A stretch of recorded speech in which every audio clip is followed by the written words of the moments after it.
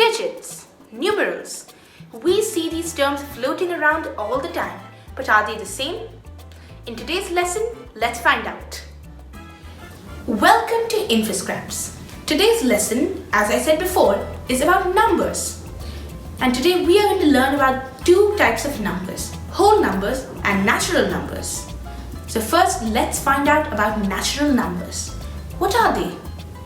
1, 2, 3, 4, and so on. These are the numbers that we have been using since childhood to denote the number of objects in a set. These are called the natural or counting numbers. However, there are also sets that have 0 objects or no objects. For this, as I just mentioned, we use 0. 0 is, however, not a natural number. It is instead the first and smallest number in the set of whole numbers. The natural numbers are also a part of the whole numbers set. And now, let's learn some terms related to these. Digit and numeral. So what are digits? Digits are essentially the symbols that are put together to form numbers. In our decimal system, there are 10 symbols that we use. 0, 1, 2, 3, 4, 5, 6, 7, 8, and 9. Numerals, on the other hand, are combinations of digits that denote numbers. There can be an infinite number of digits in a numeral, such as 1-digit numerals, 4, 2-digit numerals, 57, 3-digit numerals, 912, and 4-digit numerals, 3680, and so on. We can see from this two facts.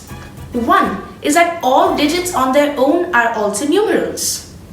And two is that there is a finite number of digits, but an infinite number of numerals, as there can be a repetition of digits in a numeral and an infinite number of them. Next, let's learn about positions in a numeral, or as we call them in daily life, numbers. From now on, we are going to use the more common term. In our daily life, we use a decimal system for representing numbers. Therefore, every position in a number is actually a power of 10. First is the ones or units place, 10 to the power of 0. Next is the tens place, 10 to the power of 1. Then is the hundreds place, 10 to the power of 2. Then the thousands place, 10 to the power of 3, and so on, 10,000s, 100,000s, millions, 10 millions, and it goes on till infinity. And this brings us to the topic of place value and face value. These are two very important things that will be useful later on as well. First, let's learn about face value. In a number, face value is the actual, not the actual value, but rather the value of the digit that represents that number, or the digit in the numeral. Such as in this number, 3680. 6 has a face value of course, 6. And now place value. Place value is a face value multiplied by the position value. Therefore, place value is the actual value and not the face value of that digit in the numeral or number. In this number, 6 has a position value of 100 as it is in the hundreds place. Therefore, its place value is 6 into 100, and that is 600. Using place value, we can express a number in a form known as expanded form. For example, this number 3680 can be written in the following way.